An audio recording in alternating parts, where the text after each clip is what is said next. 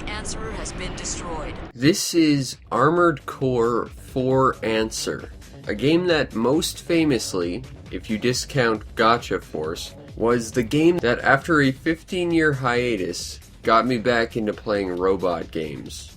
Seriously, not counting Gotcha Force, between this and Robotica, back from 1996, didn't play any of them. Seriously, I was fed up with them. I even made a special on this. Go watch that. Is this game all that good? Well, sort of. It's actually very middling. But let's get into this proper. The story is that the Earth is heavily polluted. All the citizens have gone up in these flying sort of civilization platform things, and the surface is left to mining resources and gladiatorial events, which are used to control said resources. Essentially, it's the plot to Robot Jox, except it doesn't have the stop-motion animation, or campiness, or 80s cheese.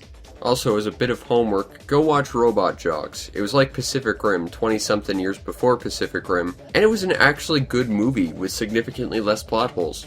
Now, once you get into the game proper, you are presented with a tutorial. This tutorial is kind of awful. Essentially what they do is they throw you into an environment where you're basically completely invincible and basically just drop you an instruction, press these buttons to do this. Now that's not necessarily the worst way to do it, it is very clumsy and I'm not a particular fan of it, but what's really damning about it is the fact that this game has such a complicated control scheme. Seriously, your robot at any one time has like 6 different weapon sets. You've got a weapon in each arm, you've got a weapon on your shoulders, you've got one on your back, and then you've got like this crazy sort of boost move.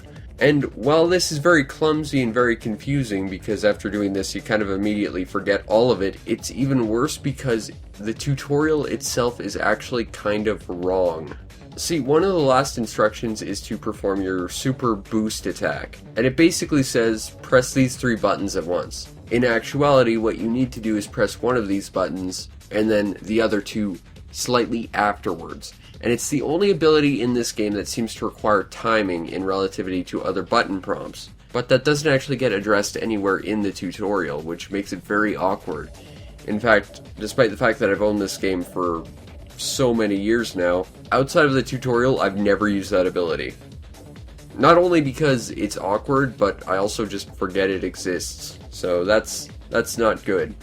Now once you're outside the tutorial, you are given a company to work for. Essentially you are a mercenary, but you get to pick your main benefactor, which decides your starting mech and what sort of equipment unlocks easier than the others. Unless of course you pick the independent faction, in which case you get nothing. You lose. Good day, sir. Well, you do get this sexy black mech, so I can't be too critical. Although you can immediately change your mech's color, so it doesn't really matter in the long run. Basically, don't pick independent is what I'm saying. But once you have your rather unimpressive starting mech, you can do a few missions, you can buy some equipment, and then you can start modifying your machine, making it your own, giving it a custom paint job, modifying the stabilizers, which increases how it controls, as well as giving it its own custom emblem, and then slapping it on the robot for added customizability. And that's basically what Armored Core focuses on, is not gameplay but mech customization, because if you want a mech that suits your style, either aesthetically or gameplay wise, this game can do that, no problem. It does sort of start falling apart with the actual gameplay though.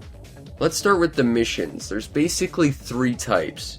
You have missions where you have to go and destroy a bunch of really weak enemies which die in one shot. You've got missions where you fight on sort of equal ground with boss characters who are also piloting mechs similar to yours. And then you have battles against giant mobile fortresses, which look very, very impressive and are arguably the easiest missions in the entire game because they literally devolve down to get as close as possible, mash the melee button, and they die in less than a few seconds without ever being able to hit you. Yeah, because that's one other thing about gameplay here. It's very exceedingly easy. Up until the last mission of whatever story path you take. See, there's 3 story paths. 2 of them end up devolving down to a 2-on-2 boss match. except that your teammate dies like immediately and the bosses are, for whatever reason, super strong and have like a super powered AI. Oh, and if that wasn't annoying, the third one, that's a 5-on-1 boss match with super powered AI, all trying to gank you at once. But aside from those last levels, this game is very exceedingly easy, and the biggest problem really just sort of comes down to how your machine controls. I mean, yes, you have a very complicated control scheme with literally every button on your controller being used for something, including a few combinations if you actually intend to use those. But honestly, the biggest problem is lateral camera control, because there isn't any. You can control your camera vertically, but if you want your camera to see anything around you, you basically have to stop and turn your mech, because the camera always seems to be directly behind you, without any sort of ability to see around you. Now, the biggest problem with this is, if you're stopping to turn around and see what's around you, there shouldn't be anything around to shoot at you, thus kind of defeating the entire purpose of doing it. The only reason why you'd want to actually modify your camera angle and look around you is to see what's shooting at you, and if you need to stop to do that, you're shot at and probably dead, because the only time you ever really even need to do that is if you're fighting another merc character serving as a boss. So yeah, camera control is basically awful in this game. But if you're capable of getting past the camera control, and honestly, having played this game for the first time in a couple of years, I don't think I can, it's actually not too bad. It's a little generic, and with the exception of the last levels, which are very easy, they all tend to blend together, but beyond that, it's a decent action game. Visually, this game isn't wildly impressive. It does capture the whole ruined Earth look, but the environments are all pretty generic. There's not really a lot that stands out about them. The robot designs, which are kind of important in a customizable robot game, are all very nice though. And I think that the giant mobile weapons, despite how incredibly useless they are actually pretty cool and intimidating the first time you see them. Visually, I'd also say this game has a great sense of speed. I love how fast your mech goes, especially when you engage your overdrive boost, which makes you move like 200% faster. But in the end, presentation-wise, both visibly and audibly, it just sort of ends up being kinda average. In the end, Armored Core 4 Answer is this. It's a game about mech customization. If that's what you're looking for, you're gonna sink a lot of time in the mech customization aspect of this game. The gameplay aspect, well, that really feels like just a way to get to the customization. You know, you do more levels so you can unlock more weapons and stuff for your mech. But actually playing it, it's not really all that fun. It's decent, but gameplay-wise, it's just sorta average. That said, this game does capture the element of controlling an ultra-destructive robot, which is definitely empowering and very cool. The nice thing is, if you want this, it's not going to cost a lot. I got my copy for $5 at GameStop. Weirdly enough, it's the Australian version, so, you know, first import PS3 title to talk about, I guess. But the point is, if you want a game about mech customization, this game will do it.